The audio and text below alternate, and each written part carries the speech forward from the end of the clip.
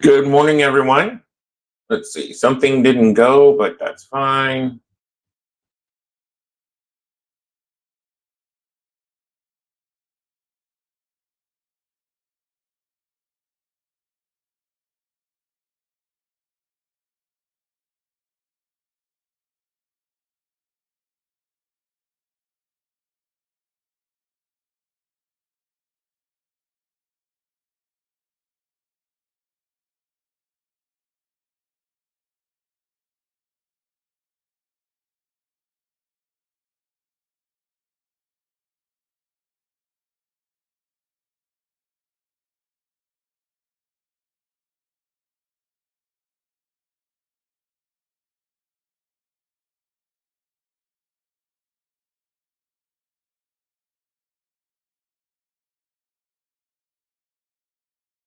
There we go.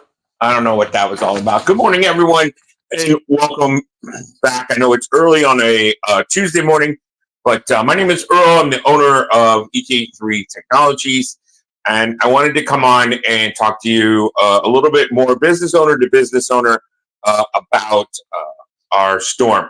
So let's give everyone just a couple of minutes to come online.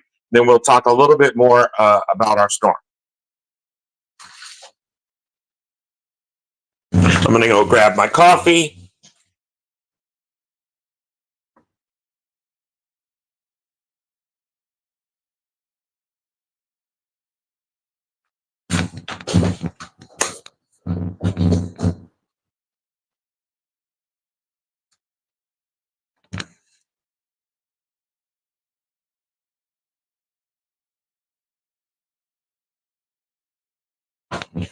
All right, I think that's a little better. So let's see.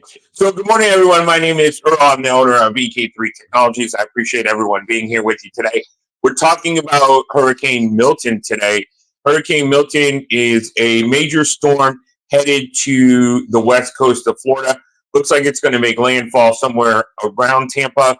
That keeps changing as the day goes on. We'll see where that's going to actually make landfall. But the important thing for business owners to understand, especially if you're new to Florida, is just because they say it's going to make landfall in Tampa does not mean that you're out of the woods. There will be significant impacts to this storm all up and down the West Coast. Once it goes past the West Coast of Florida, there will be significant impacts on the East Coast of Florida. So I think everyone in Florida needs to be on the lookout for what's happening in your area. So with that, I'm going to give you 10 tips on what you can do. I've added some extras. So if you saw me yesterday, we've added some additional tips from the Florida Fire Marshal. So these are tips for business owners to get prepared for Hurricane Milton. It is important that you are getting prepared today. Hurricane Milton did slow down overnight, so we have an additional day to get prepared, but already we're seeing backups on I-75, I-95. So people who are evacuating the state, we're already seeing some backups. So we want to make sure that you are prepared and that you have plenty of time to either hunker down or to get supplies or evacuate if that's what's being required. If you are told by your local EOC that you should evacuate, you should heed that warning. I realize that there are some Floridians that have been here forever. And I said it yesterday and I'll say it again.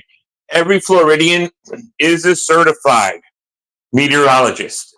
But you'll see here, I'm following the storm, right? I am following the storm, following every moment of the storm. But that doesn't mean that you don't see things that the EOC is seeing. So if the EOC is saying get out, then you should evacuate, especially in those low-lying areas.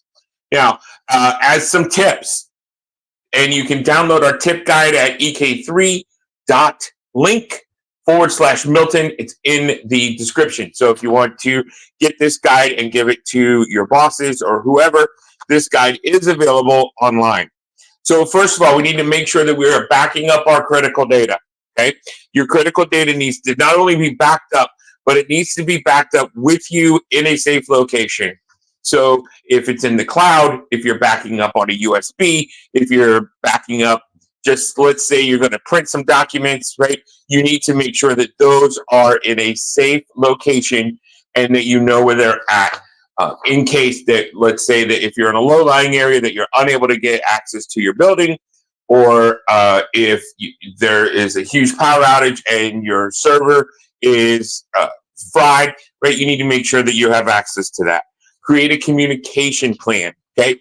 Communication is the key in any big storm, in any big emergency, whether it be a storm, earthquake, whatever. Communication is the key.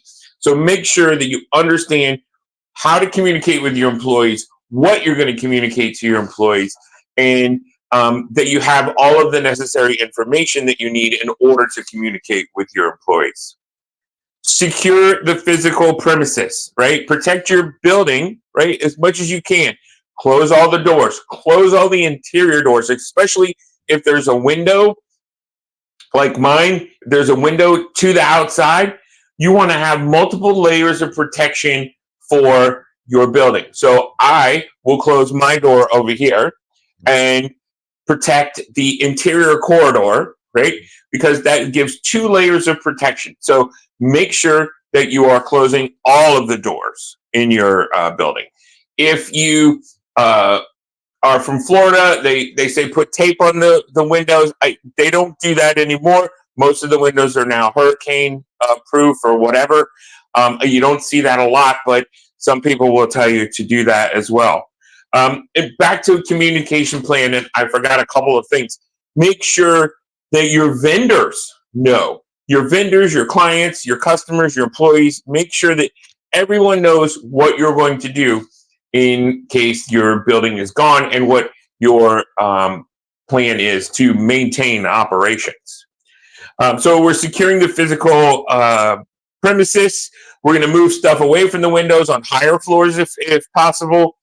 Cover electronics and waterproof material to prevent any water damage. So I would recommend that you unplug any type of equipment that's going to be close. Maybe cover it with a plastic bag. Just cover it over here and make sure that it's protected. Right. New from the fire marshal just this morning. If you have an EV, right? If you have company EVs, and a lot of companies do, make sure that they are unplugged. And if you're not taking them with you, make sure that they are away from the building. EVs that hit salt water are prone to fire. And not only are they prone to fire, they are prone to fire. They are prone to fire after being inundated with salt water. 24 to 48 hours after being inundated with salt water, they are prone to fire. So make sure that if you have an EV, that you're keeping it away from your building. Establish remote work policies, right? So if your company is going to shut down for the storm, make sure that you have remote work policies in place so that your employees know exactly what they're looking for and what you're expecting of them. Make sure that you have business insurance. If you do have business insurance, which you should, make sure that you have a copy of the policy and that you take a copy of the policy with you. When something happens, and this is good for your home insurance too, when something happens, you don't want to have to rely on going into the internet. The internet may or may not be available. So make sure you have a copy of your policy with you so that you have your policy information. Finally, document all of your assets and inventory. Do a scan with your phone of all of your assets and inventory. If you don't have a list, do a quick scan. Again, this is great for your home as well. And make sure that everyone knows what you had before the storm. Prepare for power outages. Make sure that you have backup generators if that's a thing that you want to do. And if you do have backup generators, make sure that they are working and that they have a good fuel supply. Consider equipping any type of critical systems with surge protectors and battery backups. All of our servers have surge protectors on them and battery backups specifically because anytime there is a break in the power, there's always a surge. If a tree falls, I can tell you, actually sitting in my office, anytime there's a tree that's fallen in the neighborhood on some power lines, I can tell you because my UPSs will just decide that there's a surge and do something about it. So make sure you have that. Develop an evacuation plan. If you're going to evacuate, evacuate now. Evacuate today. Already I-75, I-95, I-4, all of those are completely packed. There were reports of no gas on I-75. So if you're going to have a plan, have it now or do it now. And then, of course, monitor weather updates. Like I said before, every Floridian is a certified meteorologist, except they're not, right? So make sure that you're following along with EOC recommendations. Make sure that you are paying attention to the news.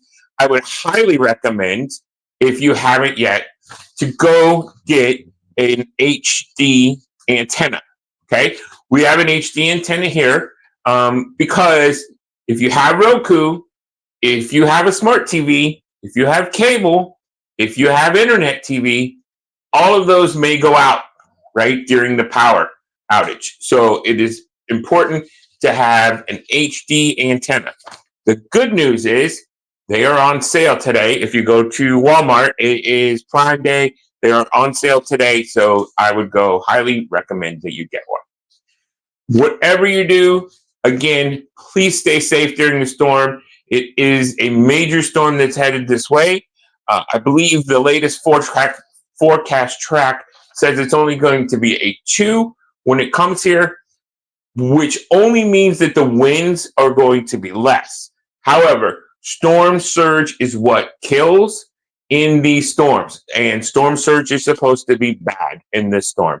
So please heed all the warnings. We want to see you all on the other side. Get our hurricane guides and tips at ek3.link/Milton. ek3.link/Milton. Have a great Tuesday. This is the day to put your plans in motion, and we will see you on the other side.